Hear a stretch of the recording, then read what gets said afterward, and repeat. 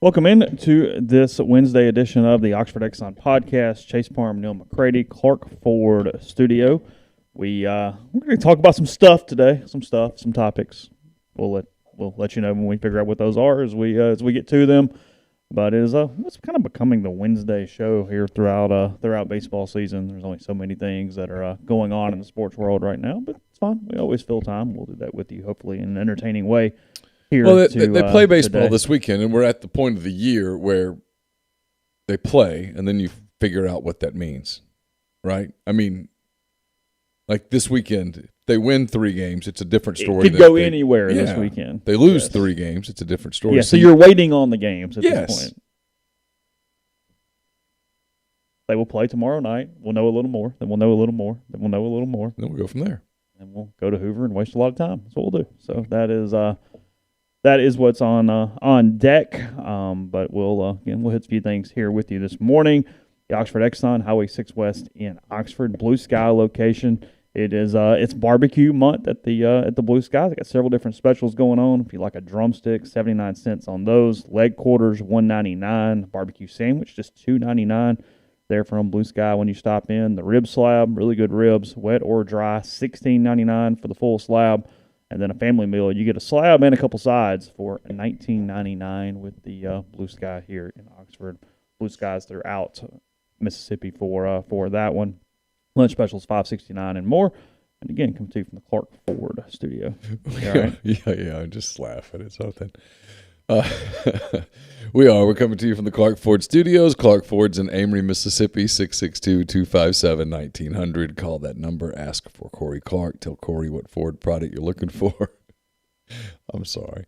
He'll send you a quote within 15 minutes in business hours. Right to the bottom line. No hassle, no haggle. You get your quote. The rest completely up to you.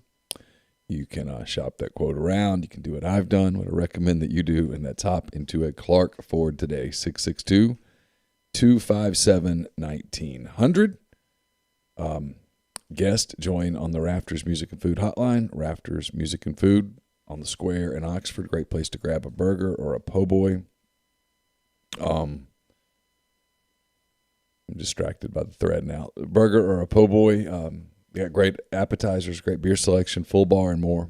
Great place to hang out if you're coming up for the weekend. Get out of the heat for a minute, whatever. Before the game, after the game. Rafters on the Square in Oxford. Rafters in New Albany as well. Yeah, were you excited last night? You get 2-12? Yes. Quite pleased. I saw it in real time. I have no real care whatever, but not even, I guess Thunder a little bit because I've been associated with you, but in general, it is a kind of a nerve-wracking thing. Even not having a team, I'm kind of like, okay, who's going to get it? Who's going to get it? And then I knew you had said top 4 matter, so when it gets down to like 5 and 6, and the way the Blazers reacted, I'm like, oh, that's not good. They're pissed. I didn't breathe during 5 and 6. When he goes to, why are we not doing the balls? Like, I need to see the lottery. They'd already done it. Well, collusion, I don't like it. I want to see it. They did it with every team has a representative that goes into this room. Oh, really? Give up your cell phone. Oh, okay. Once you enter the room, you're in the room. So there is a public nature to the... Yeah, where it's eliminated the crap. Okay. There's no one... So everybody already knew. No one's... Yes. Well, the people... One person knew. One person in each organization knew. Okay. Once you walked into that room, you were in that room. And they're embargoed at that point. Shut up. They're locked up. Yeah. They literally can't leave. Oh, they're still in the room. Okay, I got you. They stay there throughout the duration of the deal. Okay.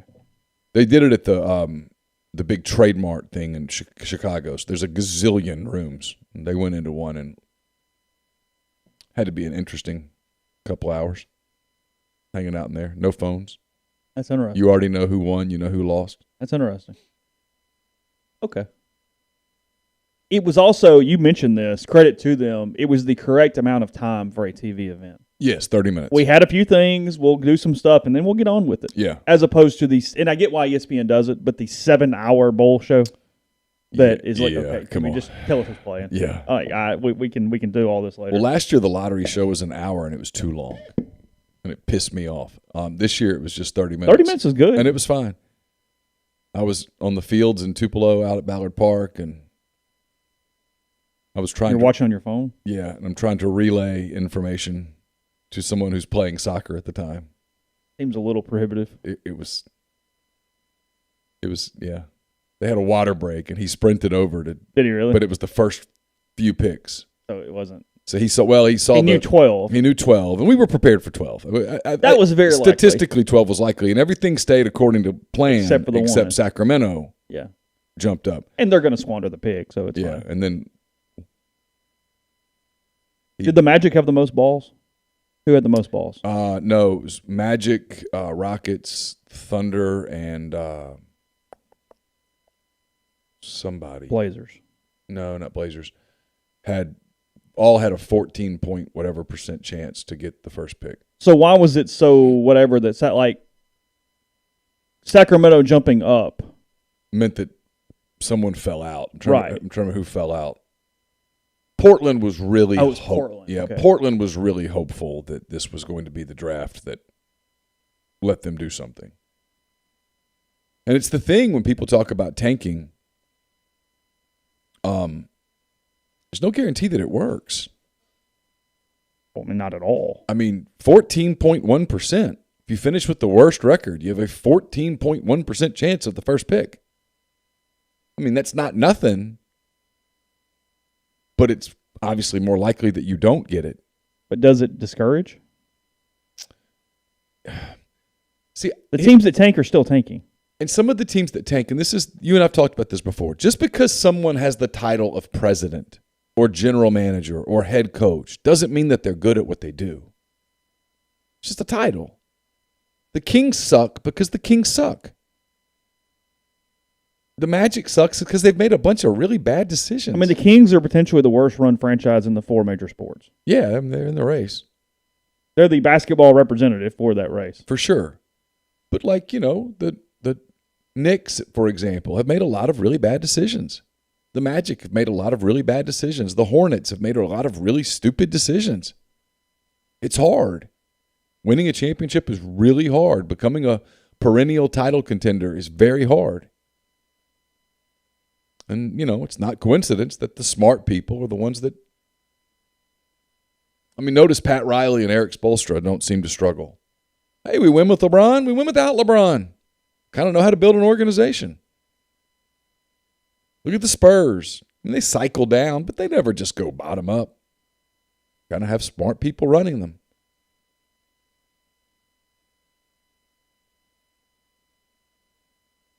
Two will be Chet or Jabari?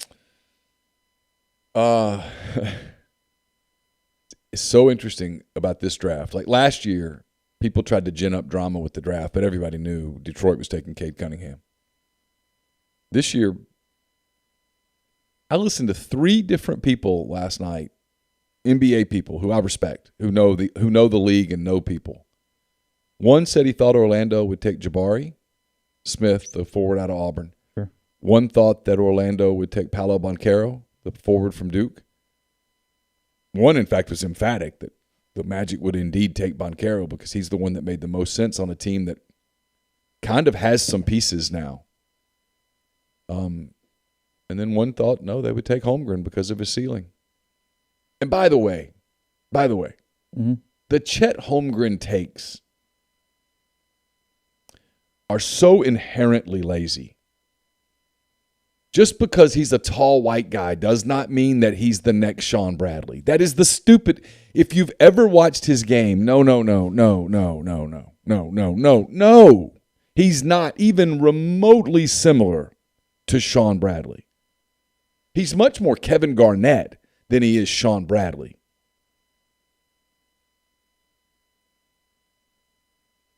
In much the same way, and the comparison's never made, Luka Doncic is a lot LeBron James. There's a lot of LeBron James in Luka Doncic's game, which might be why LeBron says Luka's his favorite player, because it's kind of like looking in the mirror. Mm-hmm. But we do this thing where you can't compare a white guy to a black guy.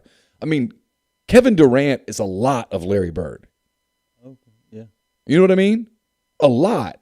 Luka Doncic is a lot of Magic Johnson. The whole white-black thing is lazy. Well, we see it across every sport. I mean, football, they go, well, Cooper Kupp, he's Julian Edelman. It's like, no. Not necessarily. No. I mean, yeah. Look at wide receivers as a whole. Yeah. put the skin color away for a minute. The guy who maybe should have won the MVP is not the guy who plays the possession receiver for the Patriots every other year. Right. That's not the same thing. Yeah, I mean, I get it with Holmgren that, hey, there's a risk there. Sure. But now his upside is off the charts. His potential is just superstar. Now, I love Jabari Smith. You know that. I've loved him all along. I think Jabari's floor is Paul George. And I'll take that all day. Sure. Done. Jabari's the safe pick. Now, the most ready guy is Boncaro. Well, I was about to say, kind of the last thing on it. What Jabari is the most interesting player to me simply because he's the guy I saw the most of in college because obviously he played at Auburn. And there were times where he disappeared. And you've explained why that is. But watching his game differently at the pro level versus watching him just disappear at times at Auburn is interesting to me. Well, yes, if you put Jabari on a team with Shai Gilgeous-Alexander and Josh Giddey, two guards, including one who's an elite passer, and they can get him the basketball. He's going to get the basketball. Not only is he going to get the basketball, he's going to get the basketball in space. Right. He's going to get the basketball in pace. He's going to get the basketball in a way that sets him up to score. He's going to be guarded by the second or third best defender, not the best defender. Right. They're going to put the best defender on SGA. Right. Or if it's Orlando, they're he makes a lot of sense for Orlando because they've kind of got wings who are power forwards, and he could play the three and move in and then Orlando has some familiarity because Jalen Suggs and Chet Holmgren not only played at Gonzaga together, but they played AAU ball together. Yeah. So you could put them together, and maybe that would help Suggs take that step because he didn't have a great rookie year. And that's the other thing that drives me crazy. People go, Jalen Suggs is a bust. Well, he's played 1 year. He's 19. Hold up. Had he been at Duke, right now we wouldn't be. Yeah, right. Hold up. Yeah. Like Ja Morant was a multi-year college player. So he comes into the NBA. He's a little older, a little more mature physically, mentally, and then and he's an elite superstar. Yeah. But I'm not prepared to write off a rookie because he struggles in the first year in a year where the offseason was shortened by COVID. Yeah, I mean that's just insane. You made me laugh in the mailbag with the very first question, and the more I thought about it, I think you might be right, and we're desensitized to it because we covered it. It was. I don't even remember the question. What was the craziest sports moment you've ever witnessed in person? Oh, yeah. And in person changes things because obviously you're only seeing so many things. But in person, and I'm sorry, people, I know we're trying to have a good Wednesday, the Arkansas Ole Miss 15 game, because of not just the play but the sequence, is the answer. I think so. So because you get the crazy-ass play because any Hail Mary is just one play. Sure. It's just one thing. We saw one crazy-ass play. Right. But when it's and you get the penalty and the thing on the 2-point conversion and the whole shooting match, it's that. It was. You're watching a sequence of death in front of your eyes. Yes, literally watching a train go off the tracks and into the canyon in front of you in slow motion. Yes. Well, I thought of that, and then I went, I can't do that because I'm going to get killed with But what's the other option? And so I started racking my brain on what have I seen. Like I thought, I covered a game at Auburn years ago where Auburn beat Steve Spurrier and at that point, #1 Florida, right? And it was crazy. But was it crazy or was it just a college football upset? Yeah, I mean, it was at Auburn. It wasn't like at Appalachian State. So I was like, no, that's not it.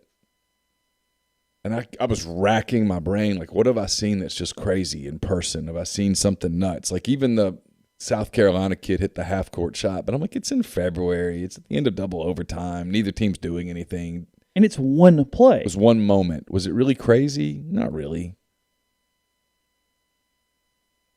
But that game was crazy. The end of that, just the whole thing. And if you go back and no one wants to. Yeah, you're. Well, I watched it yesterday again. Like, am I overreacting to this? I mean, it's pretty nuts. And even at the end where, what's his name, Collins, doesn't know that he has the first down. Right. He thinks he has to score, and he tries to fumble. It's crazy. It's the only thing that would have made it even crazier if he fumbles on purpose. having the first down. Yeah, he thought he had to score. Yeah. Because he obviously had lost track of the clock and all that stuff.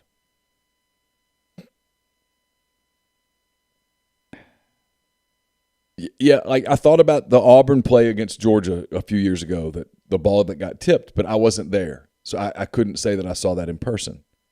There are crazier things that I've seen than that, but I didn't see them in person. Well, yeah, sure. If we're just doing craziest sports moment, I mean, okay, we'll find something. But sure.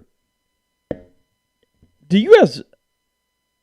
I mean, I know everybody's like I understand why. I mean, I get why the moment is difficult. Ole Miss has got a couple of them, I mean, between that and Valpo and whatnot, and this one's worse than Valpo. Do you like turn away when it's on TV? I mean, do people like is it in the thread? Do you? I know you're not watching the replay or like going to YouTube and finding the video. It's there on the site. Neal gave it to you if you'd like it, but like I couldn't watch. I've got visceral things with the Saints where I go, no, I'm. Sure.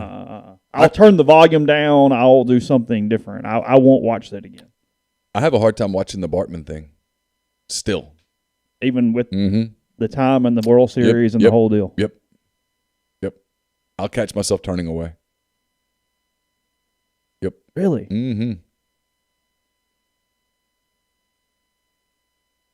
Game 6 of the 2016 Western Conference Finals.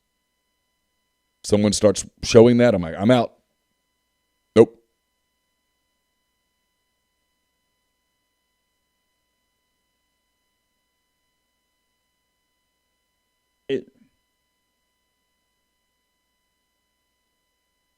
The Saints winning the Super Bowl salved everything prior to 2009, but then, yeah, like anything, like all the stuff. No, sure. I'm good. Well, they had a couple teams that probably... I will never watch willingly like the last play of the Rams game. That's the one. If I were a Saints fan, that would be the one. Not the Vikings game, because they I probably... don't think they beat Philly the next I don't week. either. I think you were going to get beat the next week in Philly. The Rams game, I think they were going to beat the Patriots. You were going to win a Super Bowl. Yeah. Which really justifies the error at that point. I mean, you're... Yeah, oh, sure. Oh, absolute too. Yeah, you're victory parading the whole deal at that point. You're Eli Manning at that point, yeah. One title, for Eli, people can go as a fluke. 2 titles, no, it's not a fluke. No, that's an error. Nope, he's a stud. That was like the Jimmy Butler question in the thing. Is he a Hall of Famer? If he wins a ring with this Miami team, yeah, probably. It's the way it's our society, man. We're about titles. Yeah, not good seasons. No, we're about winning. Nobody cares. The Saints have won the most regular season games of any team over the last 4 years. We love playoffs, man. Yeah, our society loves playoffs. It's across every sport. Give us, like you said, give us a tournament. Just give us a tournament. Yeah. We love a tournament. Give me a bracket. It's a bracket. I'm in. For There's whatever. Truth to that. Oh, it's absolutely true. I mean, you said it's what makes Hoover more interesting. Of course. Hoover would be much less interesting if they said, hey, everybody, we're going to play a 3-game round robin, and then we're just going to play a final. Okay. No, everybody likes tournaments. Look, no offense there, buddy, but Hoover's kind of meaningless.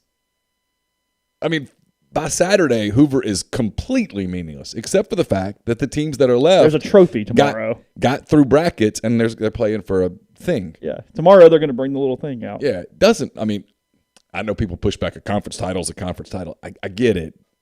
What is the tournament trophy? It used to be the pyramid. No, is that too? The regular season trophies are pyramids. I thought the regular season trophy was the plaque. Oh, am I the wrong way? Is it the other way? Okay. The other one's the pyramid, the black. Oh, because that's technically the current conference champion. Yeah. I guess so. Yeah.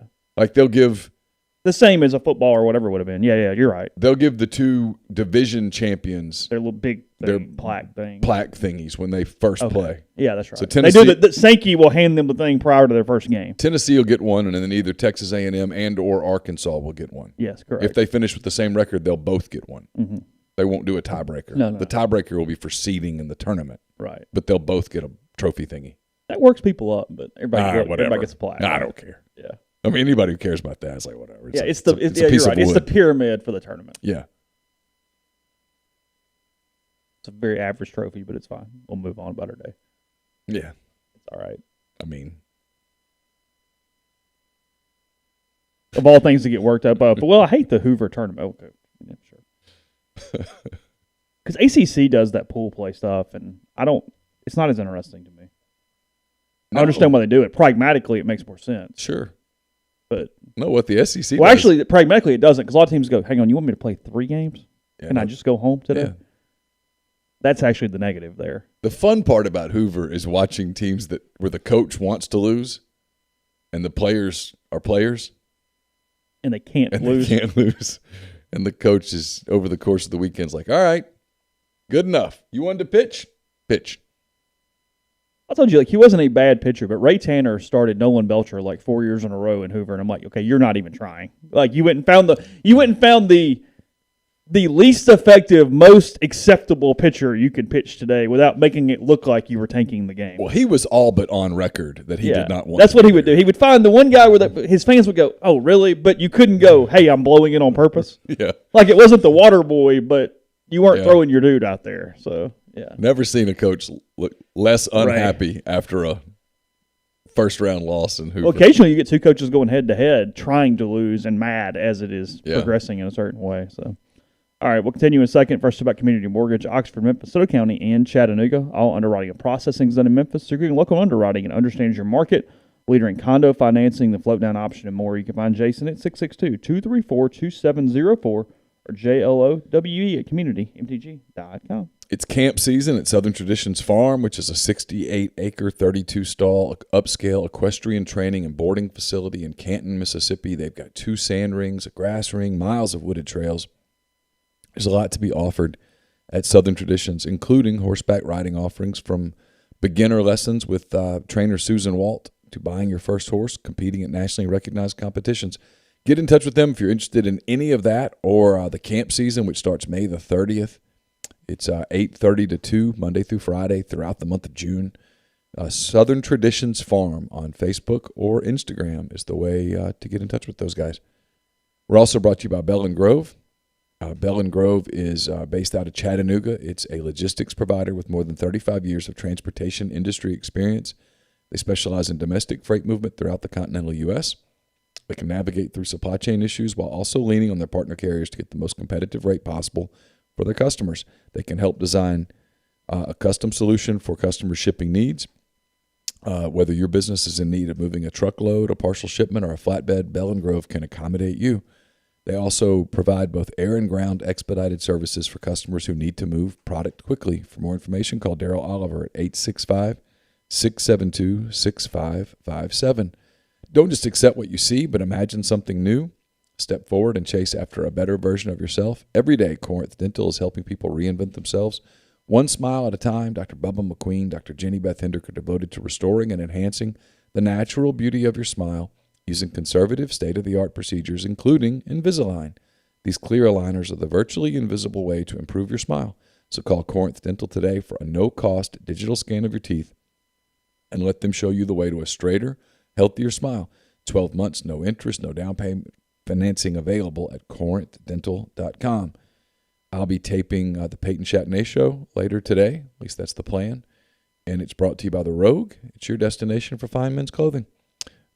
From top designers, from lifestyle to nightlife to work, there's the perfect something for everyone. Peter Millar, Martin Dingman, Jack Victor, Halsey, True Grit, Duckhead, so many more other brands there at The Rogue, 4450 I-55 North in Jackson, or therogue.com.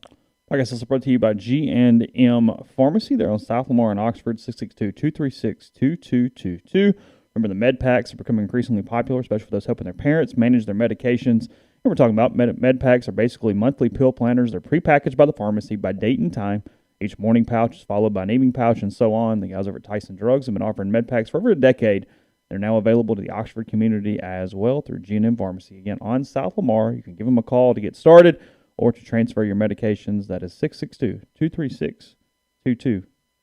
Yeah, I make fun of trophies, but I'm also I like a trophy. It's probably my one thing I'm okay with the Big Ten about is I don't really mind. Have a trophy for every game. I don't care. It does nothing but add to it. Like, what's it hurt? Like, we're all playing a game here. Have a trophy. In college sports, actually. Have a dumber trophy, the better. Yeah, I love it in college sports. It's actually, I think, one of the things I like about the Big Ten is that every game is a damn nickname. Because it's like it's like whatever. you're making fun of yourself in a way. Oh, Wisconsin and Iowa aren't winning titles. So if you win the Copper Cup or whatever the hell, cool. Do they have one? I don't know what it is. I'm making that up as I go, but there's a bunch of like Paul Bunyan's acts and stuff like that. That's cool. Saw the thread earlier, and we'll move on in a second. Luke, he's a Red Sox fan. He said they've won 4 titles since, but the Aaron Boone Game 7 home run still cuts him to his core. I guess there are some that you just can't, even no matter what the success has been, you can't quite get. Sure. I think if you're a Mavericks fan, you can watch that Ray Allen 3 and not feel something.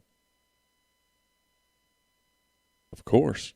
If you're a Warriors fan, you see LeBron chase down the block shot. I mean, you're about to win a title.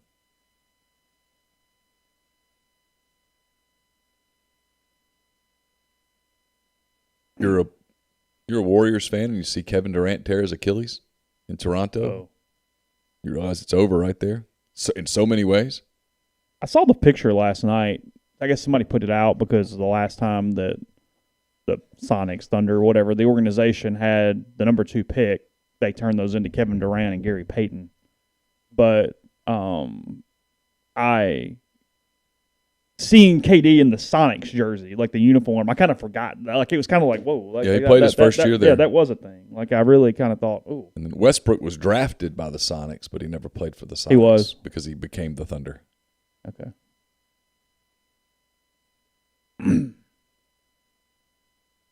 Oh, Ray Allen was against the Spurs. That's right, not the Mavericks. Okay. Still, point remains. Whoever you're cheering for, that hurt. Oh, that was the Spurs. I've read about that. Ray Allen makes that shot. It was game 6. They were about to win a title. And they went to this restaurant in Miami. The Spurs did. I hadn't heard this. Yeah, and a lot of those guys are big wine guys. Popovich is an expert on wine. Really? Yeah, and he had ordered different wines. He was trying to go around and tell them, hey, it's going to be okay, but they said it was kind of like a funeral. They knew what had happened. I didn't know that. Yeah. Just the margin, man, the margin sometimes between greatness and being forgotten is so small.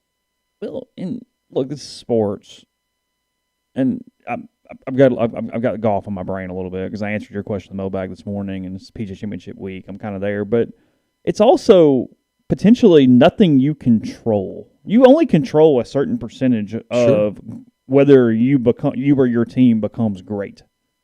What's going on the other side? Does the other team lay an egg? Because nobody goes, hey, well, the Spurs have all these titles, but, in 2 of those 3, this guy shot 38% in the finals instead of 52%. But you know what I mean? Like, we don't do that. We don't go down to the minutia. It's just, hey, did you win the ring or did you not win the ring? Did you do this or did you not do this? Yeah.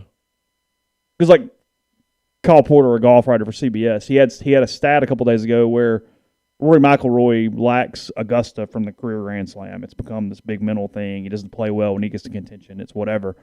But I'm being quick. So in strokes gained in golf is like the ultimate measure of how you played relative to your competition. It's like the analytics tool in golf to go, nope, he was better in this tournament because of this. Strokes gained is what they use. Okay.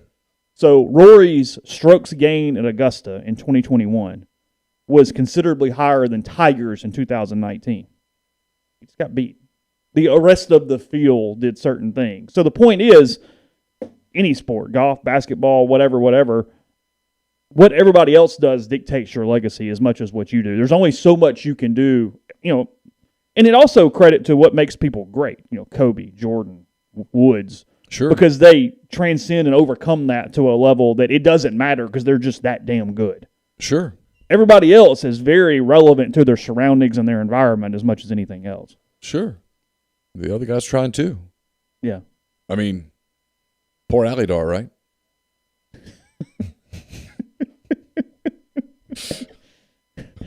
I mean, he didn't win shit.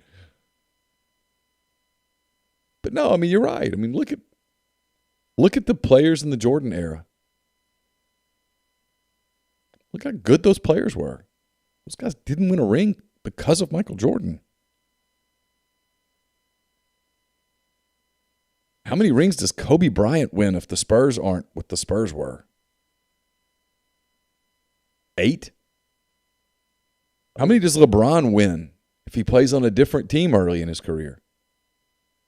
I mean, Magic Johnson got to go play with Kareem Abdul-Jabbar. Larry Bird got to play with Kevin McHale and Robert Parrish and Dennis Johnson. And you know what I mean? I mean, LeBron got to play with like Mo Williams. I mean, it was a struggle.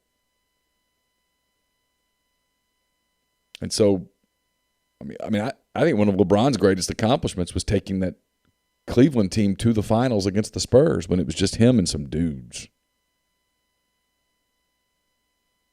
We're talking about that with Luka. I mean, if Dallas wins a title this year, this is Luka, and who's the second best player on this team? Spencer Dinwiddie? Brunson? And it feels like the run's over, but I don't know. You're not counting him out. No, I'm telling you, he's 23 years old. He's a superstar. People don't realize how good he's not in his prime. Don't realize how good this guy is. In 3 or 4 years, this is potentially the next LeBron, where he dominates the sport. He can score. He does so many things just like LeBron did at that age, where he can beat you in so many different ways, and he's got that Kobe, Jordan mentality. We have this question. Just kind of curious what odds you would need here. Ask which SEC football coaches have a really realistic chance of being fired this year. I want to war off the field results. Would you need even huge odds to say there is no change in the league? Or do you think there is change every year, no matter what? I mean, somebody does something. That's the default answer. But when you go through the list, like I did, I mean, I stopped and I sat there and I was like, okay, so let's go through this. Like Kiffin, is he getting fired? No. Yeah. There's nothing in the world Kiffin, Saban, Pittman, Kelly, or Fisher can do to get fired, barring scandal to hell and back. Right, it would be off field. Yes. There's nothing that could happen on the field that would cause any of those 5 schools to fire their coach. And then Leach, he'd have to implode, man. Right? I mean, it would have to be so bad. 4-8, 5-7, blown out by Ole Miss. I mean, it would take something like that. Not impossible. It's not impossible, but if you look at their schedule, it's not likely. He can tread water going 6-6, even losing to Ole Miss one more time. I think so. One more shot. Now 4, no. No, right. Now Moorhead got fired for losing to him, winning twice. Yeah, but they didn't like him. Yeah, and they like Leach. Leach is this drunk version. I don't mean like literally, but like this. I don't at all mean literally. But like this carbon copy of Kiffin in a way that at least gives them some sort of national relevance that combats that a little bit. It's this lesser version of what they're seeing down the road. You know what I mean? It's their only kind of relevance beyond the border in a way. So they would like for it to work. It gives them some credibility. I think they thought he would match Kiffin in persona when he was hired. That did not happen. No. And then the other one was Harsin, and that's my bet if you made me bet. They don't like him. Brian can attest here. They don't like him. But, man, there's this expectation now that's been lowered on him, right, where people are going, oh, they're going to suck. I bet they don't suck. I just bet Auburn doesn't suck, because how often does Auburn suck? I don't think they're winning the West. I don't think they're winning 9 games. But does he get fired at 7-5? I don't think so. I think he gets more time. I think he withstood the coup. Now, if their season gets off to a terrible start, things can spiral. I guess if you made me bet on a West coach, I'd bet on him. But if you made me bet 0, or if you made the over-under at 1/2 in the West, I think I'd go under. The East is where it's interesting, because I'm not sure what happens with Missouri if they just bottom out. He don't quick trigger usually. Hasn't he been okay enough to withstand one of those? I mean, what's the expectation at Missouri to get you fired in your 3? It'd have to go 4-8 or worse. It would have to be where it's obvious that your program has no momentum at all. Which is doable. Yeah. I mean, incredibly doable, Yeah, frankly. it would have to look like that. We're at the end, like you're just getting smoked. And maybe on that Friday after Thanksgiving, Arkansas comes there and beats them, 14 to 17 points. He went 5-5 and did a really good job, actually, in the All-SEC season. No doubt. He was really good. He was really good. And then last year they went 6-7, 3-5, 6-6 regular season, 3-5, and then lost the Armed Forces Bowl to, I don't even remember. Don't care. Army, right? Was it Army? I think so. It was Army. You're right. I think yes, so. It was Army. So he's 11-12 overall, 8-10 in the league. That's kind of what Missouri is. Yeah. I mean, I get Pinkel had his run. I mean, they were really damn good those first 2 years in the league. They were. Which tells you can. They were a win over Auburn from being in a national title team. Yeah, being in the mix. Was that the game where Trey Mason just ran all over them? Yeah. See, we remember championships. Games with trophies. Games with trophies. Because you said, hey, in the regular season, you wouldn't even. What was that player that beat Missouri? I don't know. I don't know. Yeah, but you remember. They all congeal together. I don't know what that was. It'd have to be really bad. So the odds are everybody's fine. Now that's before you get to the. This is the thing though. It's May, and these losses that we're giving them are happening on paper. They're not emotional losses. You're not watching the loss. But there's still only so many people. I mean, it's not a wide list though. Grind says Ole Miss opens up as a 7.5-point favorite over Mississippi State at home. Boy, it's a lot of points. The thing is, but from a Vegas standpoint on an early line, they're not going to get a lot of pull on a close line on State. Right. Nobody's the casual bettor is not going to go, oh, yeah, State is going to go to Oxford and win this season. But a casual bettor might take 7.5 points. Yeah, the rivalry game. Sure, the whole all deal, that stuff. The whatever. Yeah, he says Trey Mason ran for 312. Oh, wow. I remember it being severe. Yeah. Is that no coaching changes is not good for podcast time. I mean, we need some drama. We don't need every coach in the SEC back next season. Well, we'll get some drama. Somebody will do football something seasons stupid. bring drama. Somebody will do something stupid. Somebody could leave for nothing. I mean, who says Drinkwitz doesn't see the writing on the wall and then go take whatever job? I mean, I don't know. Sure. I don't know who wants him, but whatever. I mean, the money is just such now in this league that I don't know who willingly walks away. He's making $4 million a year. But where does Eli Drinkwitz go to make more than $4 million without winning big at Missouri? No, and if he wins big at Missouri, Missouri will pay him more. Yeah, that job doesn't exist. He'd only been a head coach for one season prior to Missouri. App State that 1 year, yeah. Yeah. He replaced Satterfield. Yeah, I think that's right. Is that right? I just always think about how close he came to being here. I mean, we dodged a bullet that time and never knew it was going past our heads. I didn't know he was even completely. I've told this story. If I said it once to Chase that week, I said it 100 times. I said, we're missing something. We were missing something very large. Well, everyone kept steering us towards Napier. And I would tell you, man, I'm not getting anywhere on this Napier thing. And you were like, are you sure you're not just kind of missing it? And I'm like, I mean, I'm not positive, but I don't think so. I don't think Napier to Ole Miss is real. I don't think it's real. Because it wasn't. It wasn't. That was not the problem. But I did not have I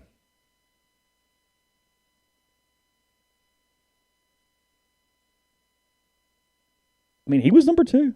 Kiffin takes the Arkansas gig, and Elijah Drinkwitz is the head coach at Ole Miss today. Just the way I don't know what he would have won or not won, but just the way those programs are being seen and the ratings and just everything around the exposure of that.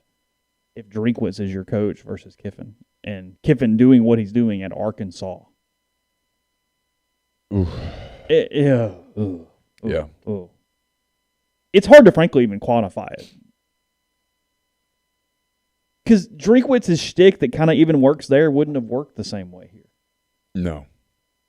They wouldn't care about the lightsabers and the stuff and the whatever. And like they didn't enjoy fighting with Mullen, but otherwise, like, Yeah. Yeah, why is Mullen in a high school? He's not coaching high school, by the way. That story's wrong. He's just doing... His son is going to play football at that high school. So he's just kind of being a I think he just consultant. I think he was just around. And people turned that into he was coaching, but he's not. My guess is that a high school coach asked for some tips or something, and he... Oh, so he's doing nothing. Yeah, I think he's just counting his money. I thought he was being like some sort of like liaison consultant, I don't think so. Representative of the school for a paycheck. I don't think so. Okay. I mean, whatever. He can coach again if he wants to coach again. Oh, sure, he can get a job At a lot of places. Yeah, I think he's. Yeah, he doesn't have to coach high school football. I think he's just taking a drop year. He's getting paid. I mean, he's fine. Not hurting. I mean, a lot of coaches will tell you it's the best thing that ever happened to them. They get that year to kind of catch their breath. And I will say this. I don't know how you could get away from recruiting and then go, you know what, I'm going to get back into recruiting. Voluntarily. Especially the way it's changed. I mean, it's what Chris. Everybody understood Chris Kippen's decision. 100%. Having a couple of days where he got to Birmingham and went, no, this is not what I want to do. He was in Montgomery recruiting and, That's right, and called a friend and said, I can't do this. This is just no. Mm-hmm. You don't do that in the NFL. Well, he was doing a favor for his brother and decided he couldn't live that way. You coach men in the NFL. Yeah. And they're accountable. And you have an off season. And you go kiss 16-year-olds' asses. Mm-hmm. It's different level of. It's a step down. Yeah. I don't care what anybody says. Oh, no doubt. It's one of the reasons that you see some of these coaches embrace the transfer portal the way they have. It's a total different recruiting. I told you, it's one of I think it's one of the takes that I believe the most. Kiffin wants the portal type of recruiting, not the high school type of recruiting, if he got his way. Yeah, it's more straightforward. Just business. Not even in a money way. Just, hey, what do you want? Okay, cool. Go to the league. All right, here's what we got for you. Here's the opportunity. Let's do it. I'll leave names out of it. I talked to someone who recently went through the transfer portal thing, and the recruiting was much more, hey, here's the opportunity. We'd love to have you. Take it or leave it. Kind of need to know soon. It was just kind of blunt. And they said it was refreshing. Yeah, here's what it is. Here's what it is. Here's the contract, essentially. Yeah, I know. Here's the opportunity. You need to come up and see it.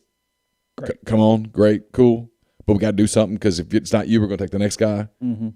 Got to move on. And I think that's a lot of that in the transfer portal. Like Jalen Robinson, for example. I mean, Ole Miss brought him in, and they did the thing with the car and all that stuff. But that was for social media. Mm-hmm. The reality was they brought him in. They showed him, hey, here's the role. Here's what you would do. Here's who we have. Here's your visit. Yes, sure, you can go do your little Photoshop thingy and all that stuff. And the kid said, cool, I like it a lot, but I need to go see some other places. I basically promised TCU I'd visit. And then Tennessee, it was his former coaches. I'm going to go check that out, close that door. And then Miami was there's a lot of NIL opportunity here. And that's where he had to make a decision. To his credit, I think he made a really smart decision, but I don't blame him at all for going down there and going, okay, well, what exactly are we talking about, right? And he went down there, and it was quick. It was business. He made a decision, you know what, there is NIL opportunity that probably isn't at Ole Miss, but I think Ole Miss gives me the better opportunity in 1 year to go to the league, and that's the NIL opportunity. Right. Yeah. But you're not dealing with the 16-year-old, 17-year-old kid who's not making the emotional decision or the immediate decision. And they're bringing grandma and they're bringing everybody, and it's this thing. And I'm not making fun of it at all, but for coaches, I can get why this is appealing and this isn't. Yeah. Podcast brought to you in part by Northeast Spark, NESPRC, 2 packages, the Ignite, the 100 Mbps, or the Blaze, the 1 gig that powers the Clark Ford Studio, your hometown team bringing you world-class broadband. That's nespark.com, 662-238-3159, phone service, parental controls, network security, and more, so to get the best internet in Lafayette County. Again, that is 662-238-3159. We're brought to you by Service Specialist Staffing and Recruiting Agency, connecting job opportunities to candidates since 1967. If you're on the job hunt, they can help you. No matter what your field is, no matter what your level of experience is, they're going to get to know you, find out your strengths, see what you're looking for, and help you find the right fit. It's always free for the candidate. Conversations are kept confidential, so you've got nothing to lose by giving them a call. It's Will, Sydney, or Kelsey at 662-832-5138, or check out their new and improved website, servicespecialistltd.com. As we've referenced, the mailbag is up at rebelgrove.com. It's brought to you by Whitney McNutt of Tommy Morgan Incorporated Realtors, serving you for all of your real estate needs in Oxford and Tupelo. She sells condos, land, commercial, and residential family homes. You can reach her at 662-567-2573 or 662-842-3844. Also brought to you by Grenada Nissan. If you're in the market for a Nissan vehicle, Grenada Nissan's the place to go. They've got a complete selection of new and previously owned Nissan vehicles. Great lease deals as well. It's GrenadaNissanUSA.com. Brought to you by Opa, Oxford's newest restaurant on the square. Gyros, wraps, kebabs, redfish, lamb chops, handcrafted cocktails, frozen libations, an amazing candlelit patio, and so much more at 306 South Lamar in Oxford. If you're thinking about traveling this summer, highly recommend that you get in touch with John Edwards of Regency Travel Incorporated in Memphis. John is part of Virtuoso. It's a worldwide network of travel partners that allows him to supply his clients with added values, unique benefits simply not available to other travelers. If you're thinking about a trip, whether it's to the beach or overseas or whatever the case may be, get in touch with John, give him some parameters, give him a budget. He's going to give you options. And no, you don't have to live in or near Memphis to take advantage of his services. 901-494-3387 or send him an email at jedwards@regencytravel.net. And we're brought to you by Pinnacle. Pinnacle is the host of Mind on My Money, a podcast that I think we're taping today. It's, what's today, Wednesday? It is, yes. We're taping it tomorrow. It's mypinwealth.com, MYPINN wealth.com. They are based in Madison, Mississippi, clients in more than 20 states, advisors in multiple states as well. They provide detailed, specialized investment management, financial planning, retirement planning for individuals and businesses, and so much more. Again, mypinwealth.com. Podcast is brought to you by Prime Shrimp, primeshrimp.com. Use code MPW for $20 off your first order. 5 flavors, including their couple newest ones they have going. The garlic herb butter, great with pasta, veggies, rice.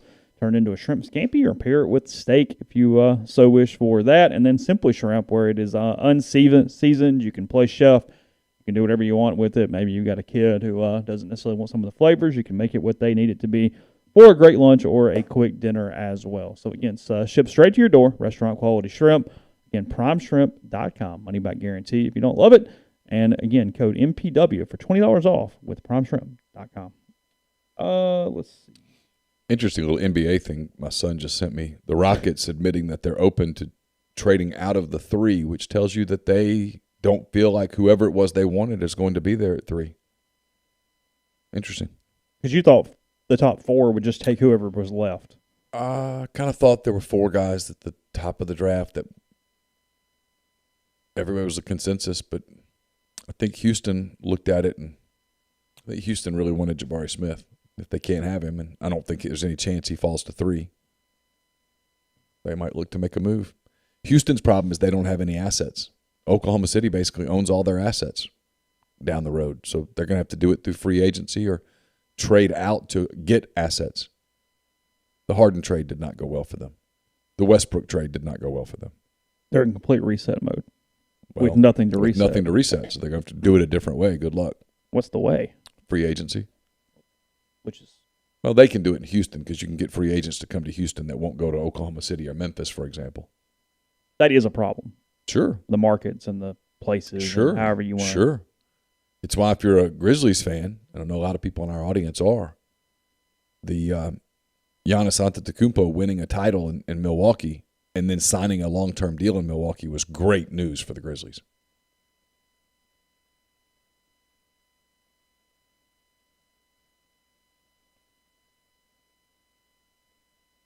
Kind of scrolling through a little bit. I know you, and again, I don't want to get stuck on the sport-wise, but I know you knew a little bit about it. I answered the question.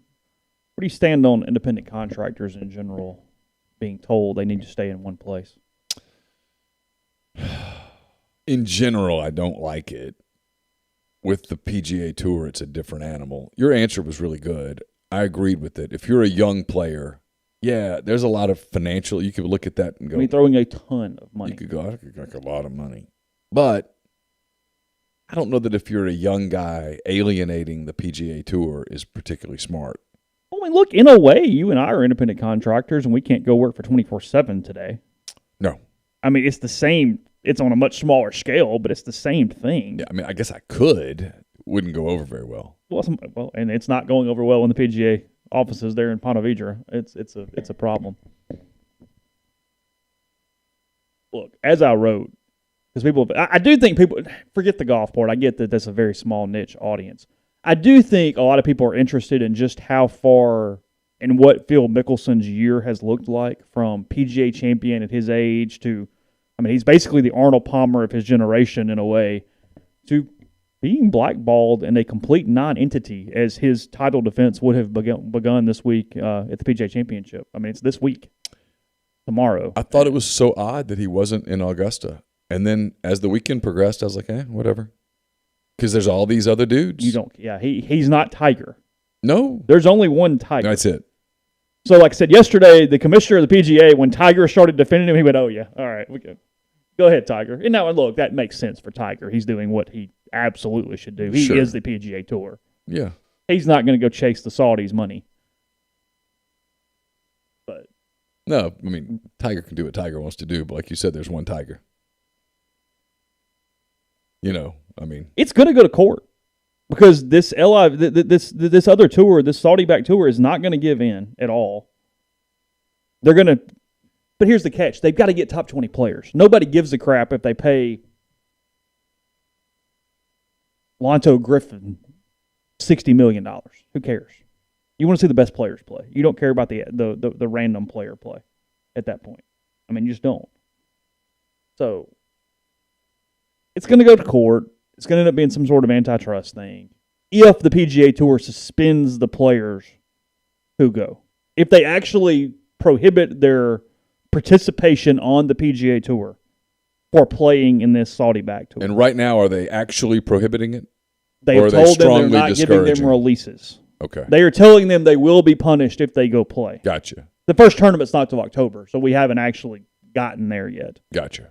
But, I mean, you look at, and again, that's the thing, like, here's a good, like Ricky Fowler. Okay. Known guy. I mean, you're aware of who Ricky Fowler is. Sure, of course. Ricky Fowler says he's very much contemplating going to play in this Saudi-backed tour. But he's through winning at the PGA level. That's the point. He's ranked 145th in the world right now. So he's the guy that used to be an EPL star and now is getting offered by the Portland Timbers or whatever. And he goes, yeah, you know what? I'll go play in the MLS. They're paying me money.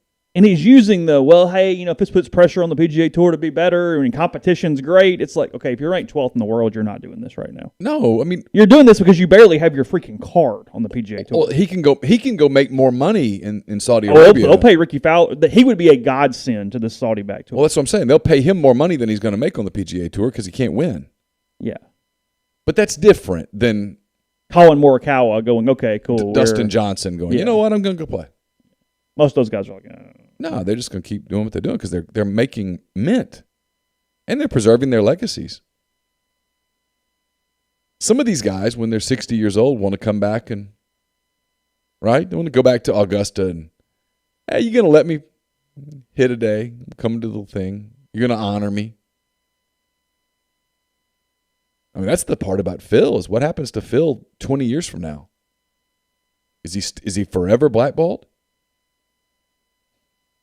As Mark says in the thing, I think, as crazy as this sounds, I think it is very possible he needs the money. Because he lost the money. He's had all sorts of stuff. He's obviously wealthy, but he has all sorts of stuff there. And people probably hadn't read all of this for anybody, the context of this.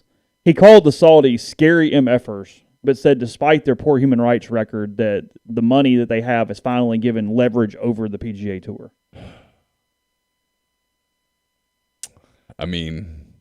They put Greg Norman, the front of this tour, in a position to almost kind of defend them beheading a journalist this week. We're getting stupid at this point. Welcome to the world. I mean, he basically was like, mistakes happen, second chances. And it's like, hold on, whoa, huh? No, Greg, there's no second chance after the head comes off. That's that. I mean, I guess that's my thing, is to go, yep, I'm gonna leave the PGA Tour and I'm gonna go join this. Yeah. I mean, I get money's money, but that's sleazy. I mean, you're having to, in golf especially. Well, it tells you Mark's probably right, that he's desperate for money. There's a difference between needing money and being desperate for money. I mean, nobody grows up going, you know what, I'm going to be a stripper. Yeah, I mean, his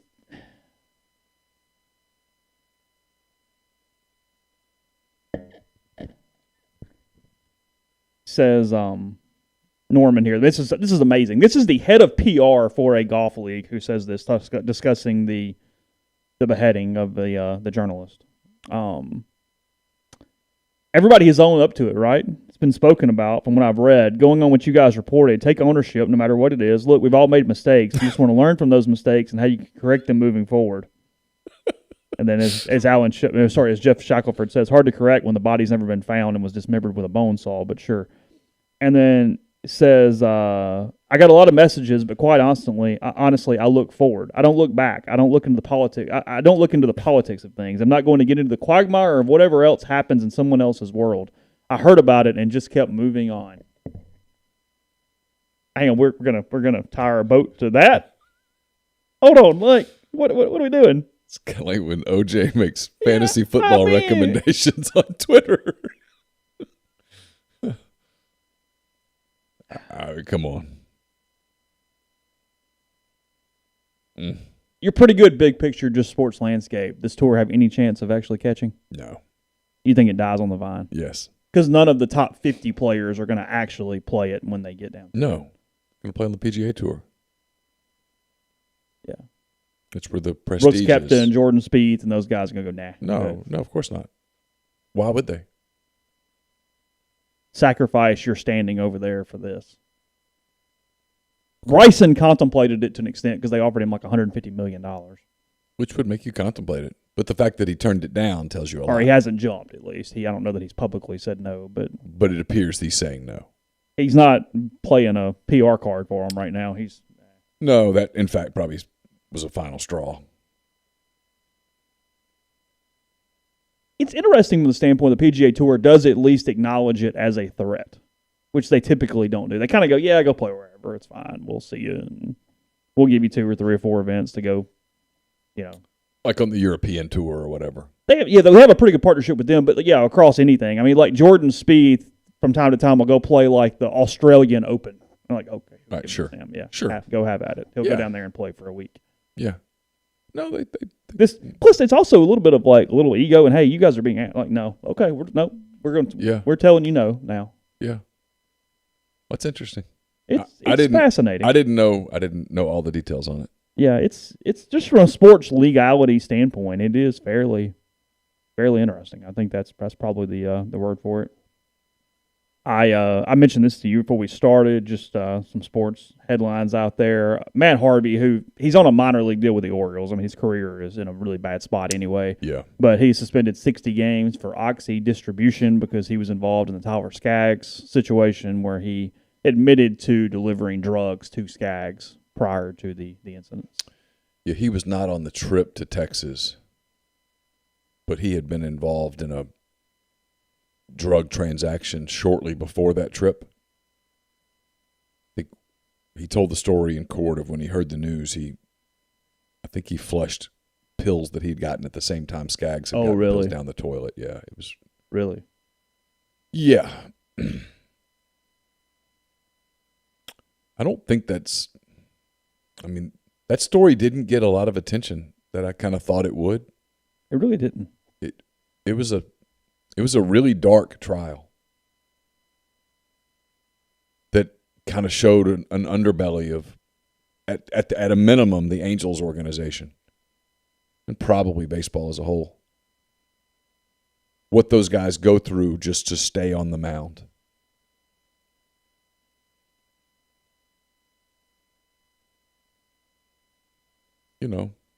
Not excusing it at all, but it's Well, look, it's always been like that. The method has just changed. yeah. I mean, you talk, back in the 50s and 60s, they had the greenies and everything. I mean, it's the same overall concept. Just the pressure to be elite all the time, to throw hard, to never feel good, and then you start taking that stuff and it's addictive, and the rest. It was a dark trial. I followed it pretty closely. For whatever reason, I was interested in it. So what was the end result? He was convicted. Yeah. He was like their traveling press secretary.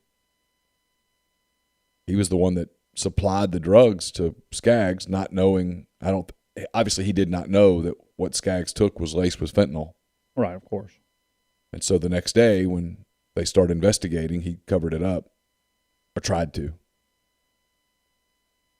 But it was determined in court that he provided the drugs that killed Skaggs. And he had been a provider not only to Skaggs, but to other players for quite some time. The level of fentanyl going around, period, it's maybe the most startling and scary thing of this generation right now. It's unspeakable. It's unspeakable, the conversations that you have to have with your kids that my parents never had to have with me. Talk to them, explain. You just never freaking Well, it's the whole, hey. Don't even take a pain pill that comes from somebody you don't know what it is. No, it's what I've literally told mine, you can't even take an Advil from someone. Go buy your own Advil. You're at a bar, you put your drink down. It's go get another drink. Yeah, I mean, some of the things that you hear are just startling on the A, what is going on, and B, the necessity for some of the precautions that are out there.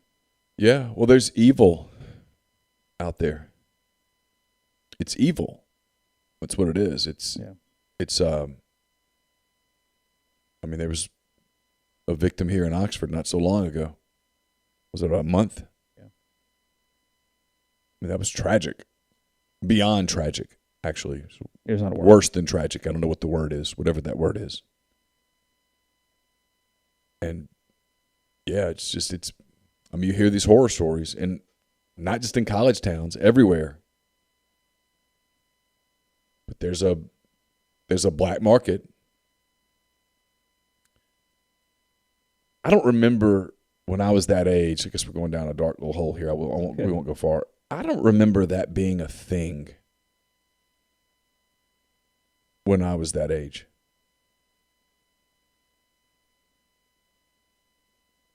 Oh, well, no. I mean, definitely I really don't. I don't remember that being a thing. I mean, yeah, but it's kind of what I'm talking about. Like, I know some coasters and some different things. Hardman 478 says they make fingernail polish that changes colors when it detects a drug. Oh, yeah. Yeah, that type of technology, or whatever you want to call it, chemistry. Well, and they're finding ways to lace everything. Literally everything. Yes, that's the problem. It's frankly why I've never been more in favor of dispensaries for almost anything, especially marijuana and up and down the road, because it can be regulated and it's safe. Yeah. At this point, it's just make it safe. Agreed. 100%. Open it up, make it safe, make it regulated, and let's give that the option to keep this out of what we're talking about. Absolutely. Yeah. So, I have no segue out of this. I'm just going to talk about Johnson Hill Creamery, then we'll come back because I don't want to have a weird segue there. Johnson Hill Creamery, johnsonhillcreamery.com, just off Molly Bar in Oxford on White Oak Lane. See on Instagram yesterday, making a big batch of citrus marinated olives, ready to be packaged up and delivered to you in several of their different concoctions they have going on. Their charcuterie plates, their small batch artisanal cheese they make in-house every single day here in Oxford. Also with the lunch menu, it's great stuff. They do fetch delivery to bring it right to wherever you are, your home or your workplace, and many other options. So johnsonhillcreamery.com, see all their full menus. Again, go to the Instagram page. It's Johnson Hill Creamery for Instagram, and figure out what it is you'd like today from them. Again, 662-419-9201. The College Corner is your one-stop Rebel shop. 2 locations in the Jackson area. In Ridgeland, it's next to Fleet Feet. In Flowood, it's next to Half Shell. If you don't live in Jackson, it's okay. Go to collegecornerstore.com. Plus, you can find them on Facebook and Instagram. Whether you're tailgating in Oxford or home gating with friends and family, the College Corner has you covered for game day with the largest selection of Rebel gear in central Mississippi. Brought to you by Comer Heating and Air, Southern Air Conditioning and Heating. Different names, same great products and services. If you live in Oxford, Tupelo, or the surrounding area, call Comer, 662-801-1777. If you live in Hernando, Memphis, or the surrounding area, call the people at Southern, 662-429-4429. Brought to you by Lammon's Fine Jewelry. Lammon's at 1126 North Lamar Boulevard in Oxford, serving the Oxford area for 3/4 of a century. Engagement rings, wedding rings, fine jewelry, watches, pearls, you name it. They've got it at Lammon's. It's the gold standard in fine jewelry. LammonsFineJewelry.com or call them at 662-234-2777. Automation and Control Systems, LLC, is owned by Clay McNutt, Baldwin, Mississippi. It is a complete electrical control system solution provider and a Rockwell Automation recognized system integrator. They've got a full-time dedicated emergency service and troubleshooting staff and a UL 508A panel shop. They can custom tailor software packages, custom design electrical control panel solutions, and so much more. It's ACSLLCMS.com or call 662-601-4381. Game Changer patches are the only 2-patch system available in the market to stop hangovers before they start. The warm-up patch used before while you drink. Overtime patch used after you've been drinking to recover while you sleep. The all-natural ingredients will keep you in the game and ready for your next play. GameChangerPatch.com or promo code RebelGrove20 at checkout for 20% off your purchase. And we're brought to you by Dead Soxy. Did you know that Dead Soxy makes custom socks? Whether you're rallying the team or building an empire, where you put your logo matters. You can't afford to put it on half-rate swag. Dead Soxy will help you create premium custom socks that you can stake your reputation on. Custom socks just might be the best promotional product you've never tried. Think about it. Every person you know wears socks every day, and they wear their favorite pairs a lot. On top of that, cool custom socks will make a lasting impression on clients, investors, employees, and donors. Don't worry about not having design skills. Dead Soxy does it all, and design is always free. Just share your vision, and they'll make it come to life. They will create digital mock-ups of designs and present them to you before any orders are placed. And best of all, we're talking about the same premium retail quality Dead Soxy socks are known for, but designed for you with your logo. The minimum order is only 120 pairs of the same style. The lead time is 6 to 8 weeks. So get your project started now. Go to deadsoxy.com/custom to check out what they do with custom socks. Again, deadsoxy.com/custom. Mention you heard the ad on Rebel Grove. You get $100 off all custom orders now. Just a quick thing here. I saw ESPN did their top 10 NFL rankings after the draft and after, I guess, just all off-season moves at this point.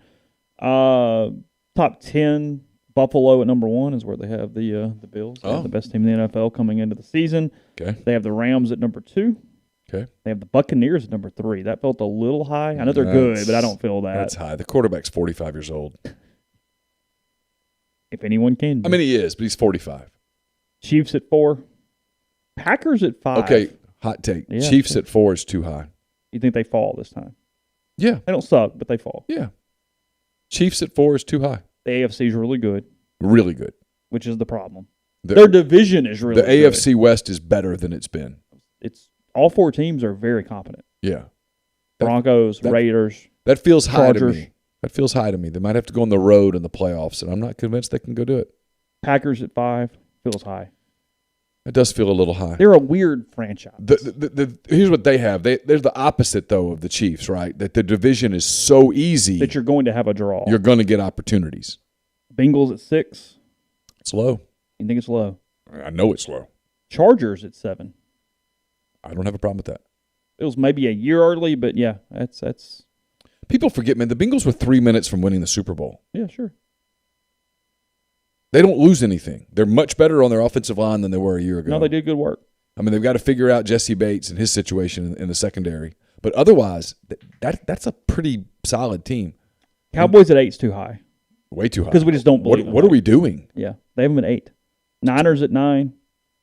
Ravens at 10. I think Niners, they're both too high. Both of those are too high. What have the Ravens done to make us think that they're a top 10 team? Nothing. I mean, they're fine. Yeah, sure. They're always good. Sure. But nobody goes, hey, they're winning the Super Bowl. Who's 11 through 15? 11 is the Titans. That's too low because they were the freaking 1 seed in the AFC last year. Yeah. I don't think they're winning a title, but that's too low. We're making too much out of the A.J. Brown thing there. Well, and frankly, them losing the Bengals. Yeah. Hey, the team that can't win in the playoffs. Well, sure. Okay, but it was what it was. I agree. That's too low. 12 Broncos. We really like some Russell Wilson. Yeah, I don't get it. Raiders at 13. Too low. Colts at 14. Too low. Pats at 15. Probably too low. I know it's glasses. The Saints are too low at 20. Oh, yeah. They're better than that. Yeah, of course. Who's 16, 17? I love the NFL. I'm sorry. Yeah, that's fine. Eagles at 16. That's about right. Browns at 17. Too high. Dolphins at 18. Eh. Cardinals at 19. Saints at 20. Saints are better than all those teams. I think so. Yeah. They were really banged up last year. I would have put the Saints 14, 15. Yeah. We're the Falcons, Panthers. Steelers at 21. Commanders at 22. Vikings at 23. Bears at 24. Giants at 25. Giants are too low. Bears are too high. Jags at 26. Seahawks at 27. Phew. Texans at 28. Probably too high. Jets at 29. Too low. Lions at 30. Probably too high. And Falcons and Panthers at 31 and 32. Ooh. So that's the thing, too. The division has 2 horrid teams in it. Yeah. That's why I think the Saints are making the playoffs. They're not winning the Super Bowl. I'm not doing that, but I think they are making the playoffs. I'm with Hardman on this. This is not about Lamar Jackson. I think Lamar Jackson's great, but they don't give him a lot of tools to work with. They're kind of their strategy is, hey, use your elite athleticism and create. And that works a lot in the regular season, but you get into playoff games and you get into games against really good teams and it doesn't work. Well, it looks right here. I mean, what you're saying, what they're doing in this thing is player who benefited the most from the draft. And their answer is Rashad Bateman because it says Bateman is the unquestioned number 1 receiver for Lamar Jackson after the Ravens traded Marquise Brown to the Cardinals and then didn't use any of their 11 picks on a wide receiver. Yeah, they don't help him at all. He's a great quarterback, but they don't help him. It's the flip side of Burrow, right? Where they give Burrow weapons. And now, look, go ahead and grab Bateman in your fantasy team because he was really good as a first-year guy last year. He's going to put up numbers. And he had 146 targets last year, which is 10th in the NFL. Yeah. So, yes, but that's it. But when you get into the playoffs and they go, okay, we're going to take you away. I've heard zero update on that lawsuit, Mark. Nothing. No, I haven't heard a word. Yeah, Saints and Titans are the 2 most egregiously low, in my opinion. And then I get the Tampa Bay's too high at 3. Probably the one way. Cowboys and Bucks, I think, are the 2 that I feel like are way too high. Yeah, the Cowboys are fine, but there's nothing about the Cowboys that make me go, that could be a Super Bowl contender. So it's interesting. Out of that top 10, let's do that. Let's do this real quick. Top 10. Sure. How many of those teams, if I told you they won the Super Bowl this year, you'd go, yeah, I can see it. Buffalo, yes. Yes. Rams, yes. Yes. Bucks. No. I'm putting a pin in it. Maybe. Yeah, I mean, maybe. But probably not. I'm going no. Chiefs. You're not blown away. No. Yeah, I think I am. Okay. Oh, well. All right. I'm shocked by the Packers. Now, here's the problem. Who in the somebody from the NFC's got to win the damn thing. Got to win got to play in the game. Yeah, so and then it's just one game. I mean, yeah, I mean, I wouldn't be shocked if you told me the Packers won it, but no, I would be surprised. Bengals. No. I would not be surprised at all. Chargers. It's a year early. It's a year early, but see, this is the problem. The Chargers, somebody has got to win. The Chargers are better than the Packers, but they're not in the NFC. Somebody has to win. Cowboys, 49ers, Ravens. Shit, the NFC's bad. That's what I'm saying. All the teams that I really like are in the AFC. AFC playoffs are going to be a war. Because Titans, sure. Raiders are not bad. No, they're not bad at all. Colts are not bad. No. You really like the Colts for some reason. Well, the Colts are a physical football team that can do things that other teams can't do. I mean, you could make an argument like the Eagles are like the fourth best team in the NFC. Oh, a legitimate argument.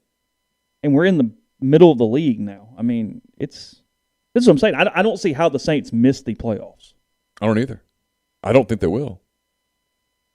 Assuming Winston. The schedule's hard. He's got to stay healthy. Yeah, the schedule's hard, but everybody's schedule's hard. It's the NFL. Everybody's schedule's hard.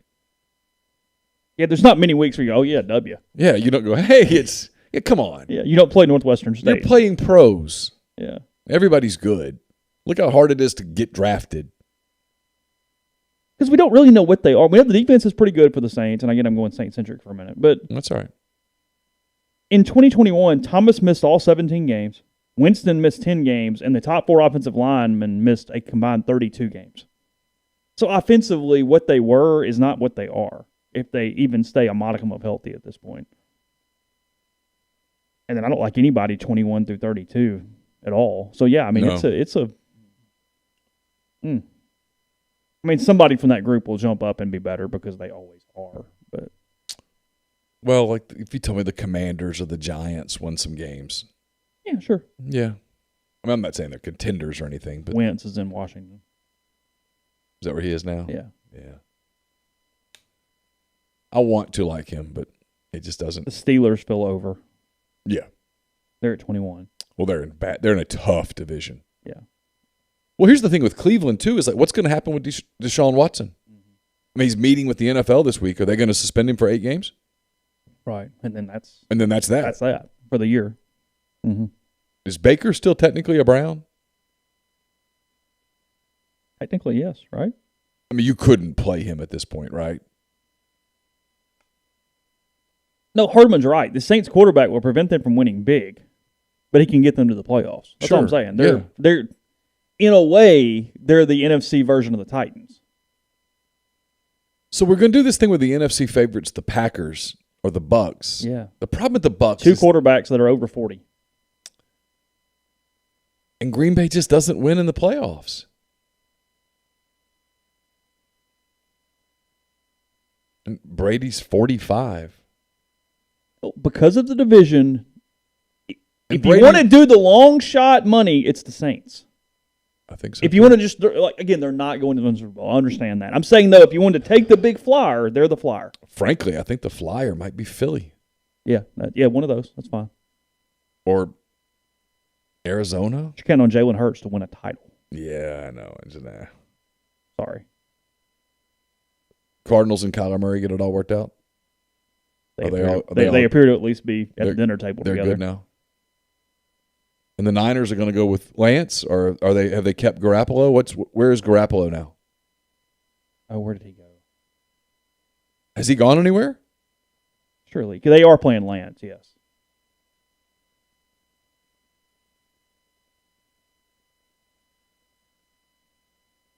Oh, no, he's still there. He's still there, but they think they're going with Lance. Sorry. He is still a 49er. Okay. Yeah. But this thing I'm looking at right now says the Niners spent 2 of their first 3 picks on a running back and a receiver, which should be beneficial to quarterback Trey Lance. Well, they're very good. That might be worth the flyer, but you're going with a young quarterback. I would trust Garoppolo a lot more this season. Because Garoppolo, look, he's not. We've talked about this a ton of times. He's not a superstar, but he's not a bad receiver either. No. So, anyway. Always can talk about the NFL. It gets to do a segment every single day. It's fun league. Every day. It's a fun league. Come up with something. So everybody that's what's great about the AFC is that you can name 5 or 6 teams that you're like, yeah, they could win. Mm-hmm. I mean, all the people that are picking the Browns to win I'm like, what are you? What? Did you watch Cincinnati? Did you watch Baltimore? I mean, what are you basing this on? And it's, Deshaun Watson. Okay, well, what's his deal? And in the South, Titans-Colts is going to be a really fun year. Those 2. Yeah. I don't like Jacksonville or Houston, but I like those 2. I do think Jacksonville's going to be better. Yeah. I mean, Jacksonville, who'd they beat? The Colts at the end of the year last year to knock them out? Yeah. You know, I mean. All right, more tomorrow coming up here on the show. We'll have some baseball stuff. Riley Maddox had his surgery yesterday, by the way, which I would assume puts him out for the 2023 season. We'll ask Mike for a comment today, but math tells me that that's kind of how that works out. So we'll have some baseball to you at rebelgrove.com, and Ole Miss and A&M tomorrow night from Swayze Field for that one. So have a good day, and we'll talk to you tomorrow.